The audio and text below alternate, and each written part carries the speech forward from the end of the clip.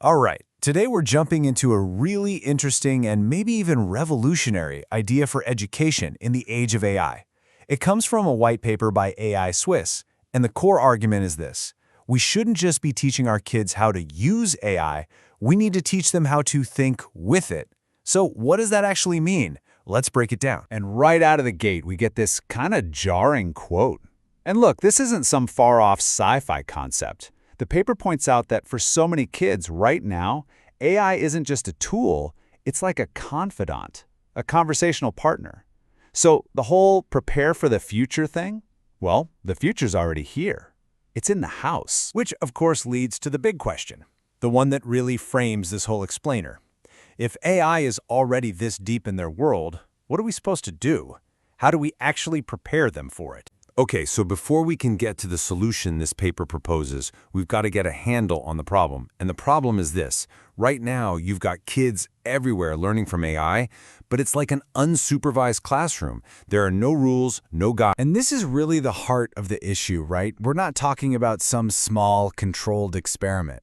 We're talking about thousands, maybe millions of kids interacting with these incredibly powerful AI systems every single day. And they're doing it with basically zero guidance, no preparation for what this relationship even entails. And this isn't just something happening in individual homes, it's a global trend. When you look at data like from the Stanford AI Index report, you see that tons of countries are talking a big game about AI education. But there's no real plan. The advice they do give is super basic, like, here's how to use AI to help with your homework. It's like we're treating this massive transformation as if it's just a fancy new calculator. It's completely missing the point. So if what we're doing now is just reactive and, well, failing, what's the alternative? This is where the white paper introduces its big idea, this whole new way of looking at it. They call it co-thinking. So, what in the world is co-thinking? Well, think of it as a really active collaborative process. You're communicating with AI to make your own thinking better, to amplify it. But, and this is so important, it's also about building up this kind of sixth sense. You know that gut feeling you get when the AI says something that just feels off or its logic is flawed? It's not about learning to use a tool, it's about developing a whole new method for thinking itself. And that difference is everything. Look at this comparison. On one side, you've got what most of us do now, passive consultation. We basically just hand off a task to the AI, ask it for an answer. That's using AI. But co-thinking is totally different. It's an active dialogue, a back and forth. You're not just asking for a finished product, you're building the thought with the AI. You are literally thinking with AI. Okay, so how does this actually play out? The paper breaks it down into about 4 steps. First, you work with the AI just to define the problem.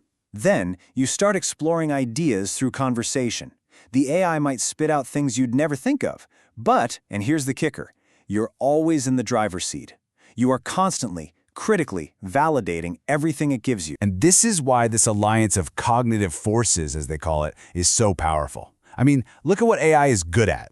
It's a beast when it comes to processing insane amounts of data, finding patterns, and just generating tons of ideas. But what are we essential for? Well, for all the stuff that really matters. Defining the actual goal, checking things in the real world, using our lived experience to judge things, and of course, making those deep ethical calls. It's a partnership of 2 totally different but perfectly complementary skill sets. And Dr. Charles Edward Barden, one of the paper's authors, really nails it with this quote. He says, the only way this works for the foreseeable future is AI as generator and human as verifier. And notice that last part, in short cycles. It's not a one-and-done thing. It's this constant tight loop of creating and checking. All right, so the theory sounds pretty compelling, right? But what does this actually look like in a classroom? How do you take this big idea and make it work for, a bunch of 10-year-olds? Let's get practical. The idea is that this is a skill you build over time, a progressive path. So when they're little, in elementary school, it's all about playful discovery. Imagine a kid co-creating a wild story with an AI. Then, in middle school, it gets more structured. Maybe they're using AI to brainstorm all the possible solutions for a science fair project. By the time they're in high school, it's really sophisticated. They could be asking an AI to argue for different takes on a historical event, and then their job is to critique the biases in each of the AI's arguments. Now, it's really important to say, this is not about just sticking kids in front of screens all day and getting rid of teachers. A huge part of this is about balance. The paper talks about creating sanctuary spaces, times for learning where there's no tech at all, for learning to read, for hands-on art. The idea is to create a rhythm, moving between being immersed in technology and then being totally disconnected from it. And of course, making sure every single student has the chance to learn these skills. And this naturally leads to a pretty radical shift. Our whole system of assessment, how we grade kids, has to change. I mean, think about it. If an AI can write a flawless essay in literally 10 seconds, what's the point of grading that essay anymore? It's meaningless. The focus has to move away from the final product and onto the intellectual process. How did the student think? How did they question the AI? That's what we should be measuring. Okay, so this brings us to our last section, where we kind of zoom out. The paper frames this as a huge opportunity for Switzerland, specifically, but the lesson here is really universal. This isn't just about how we teach. It's about a national strategy. And to really grasp the opportunity, you have to first understand the crisis. Take Switzerland. Like a lot of places, they are staring down a massive teacher shortage. By 2031, they're going to need an estimated 76,000 new teachers. Just let that number sink in. 76,000. How does any system even begin to deal with that? Well, what if the answer is to totally reinvent what it means to be a teacher? And that is the opportunity.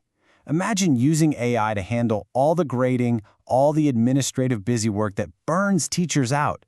This could free them up to focus on the things only a human can do, giving that one-on-one support, sparking creativity, guiding critical thinking. It could make the job more engaging, more fulfilling, and maybe, just maybe, attract a whole new wave of people to the profession. And Stefan Follett, who's the president of AI Swiss, really captures this new role perfectly. He says it's not about handing teachers a new gadget. It's about totally redefining the job. The teacher becomes an architect of enhanced learning experiences. I love that. They're designing the entire interaction, the space where the human mind and the AI mind can work together. So how big of a deal could this be? The paper makes this incredible historical comparison. It suggests that if a whole society could master co-thinking, it would be just as transformative as universal literacy was back in the Industrial Revolution. Think about that. It's a genuine multiplier of our collective human potential. And that leaves us with one final, big question to chew on. By learning to think with these artificial intelligences, is it possible that we not only make ourselves smarter, but that, paradoxically, we're forced to rediscover and strengthen the very things that make us human in the first place? Our creativity, our judgment, our critical thinking. Something to think about.